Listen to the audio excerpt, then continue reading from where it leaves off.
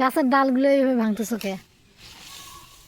গাছটা পড়ি মানে ইয়া হয়ে যেতেছে আস্তে আস্তে, গাছটা এই যে ইয়াগুলো নষ্ট করে ফেলতেছে। আমি তো গাছগুলো এই ঢালগুলো ভাঙি দিই, তাহলে গাছটা আবার সোজা হবে না, তো গাছটা সোজা হবে না।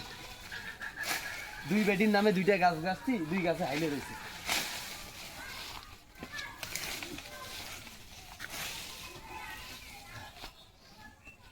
ওগুলো তো দুদিন পর আবার উঠবে। আবার কাটে দেবো, যত উঠবে তত কাটবো। ওই না কাটলে তো আঙালটা কাটি দেবো না কাটলে তো হবে না। তাছাড়া তো এই যে গাছের এই অবস্থা গেলে ওই যে ওই পাশে পেঁপের গাছটার মধ্যে একটু সার দিলে তাহলে পেঁপের গাছটা অনেক সুন্দর হয়েছে। সারের অভাবে পেঁপে, কত পেঁপে ধরছে, কত পেঁপে এখানে দেখছো। পেঁপের অভাব আছে, কিন্তু ভেজা সমস্যা হলো এই যে গাছটা সার হয় না। সার দিলে তাহলে কাজ হইতো। ওই যে ওইটা গাছেও অনেক পেঁপে ধরছে, কিন্তু সার তো নাই, তাই না? এই জায়গাটা আমি কইতেছি যে এই জায়গাটা পুরোটাই পরিষ্কার করে সুন্দর করে এই জায়গাটা যদি পরিষ্কার করি, এখানে যদি আমরা শাক টাক কোনো কিছু লাগাই, তাহলে শাক লাগাইলে আমরা সুন্দরভাবে খাইতে পারবো। কিন্তু অলসতা আমার কারণে আর বৃষ্টির কারণে কোনোটাই হচ্ছে না।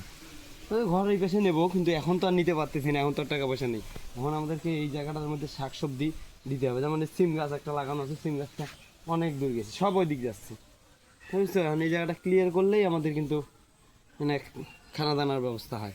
এখানে মানে শাক সবজি একবার করছি না, বেগুন গাছছি, শাক গাছছি, মিষ্টি কুমড়া গাছছি, গাড়ি লাগাই এখানে খাইছি, কিন্তু একবার আবারও যদি চাষ করি আবারও হবে। কিন্তু ওই যে অলসতামার কারণে কোনোটাই হচ্ছে না। কথা বোঝা নেই, এই অলসতামা বাদ দিতে হবে। বাদ দিয়ে এগুলা কাজ করলে ইনশাল্লাহ এই জায়গাটা সুন্দর দেখা যাবে। এই জায়গাটা অনেক সুন্দর দেখা যাবে, ঠিক আছে?